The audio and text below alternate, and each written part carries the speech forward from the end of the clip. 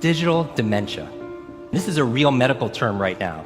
This is the idea that we're outsourcing our brains to our smart devices. We're so reliant on our smartphones that our smartphones are making us stupid. Does that make sense? I mean, it's convenient. I don't want to memorize 500 phone numbers, right? Nobody wants to do that. But we've lost the ability to memorize one.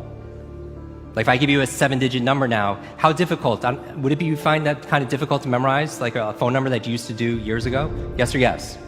Because if I take my arm, I put it into a sling for 6 months, does it stay the same? Would it even grow stronger? It would what? It would atrophy and grow weaker. Same thing with your mental muscles. If you're relying on your phone to keep your schedules, your to-dos, I went out to dinner with 10 people recently. There was 10 of us. And 3 people at the end pulled out their phones to divide the bill by 10. Can I borrow someone's phone, please? Anyone? Thank you. Okay, there is a subconscious reaction to these devices when we use them. Okay?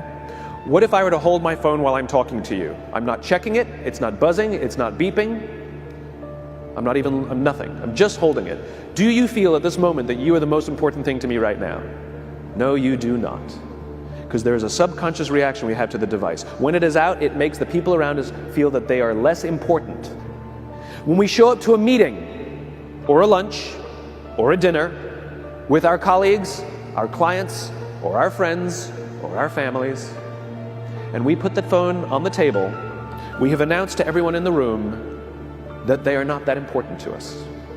And by the way, putting the phone upside down is not more polite. My favorite one is in the meeting or at a lunch with someone that the phone will ring and the caller ID will pop up and they will go, I'm not going to get it. Oh, so magnanimous. Oh, I'm lucky to eat with you today. Or they could just put the damn thing away. You can tell how addicted we are. When somebody pulls out their phone when you're with them, how uncomfortable does that make us feel? You're walking down the street with someone, they pull their phone out. We feel stupid, so what do? We pull our phones out.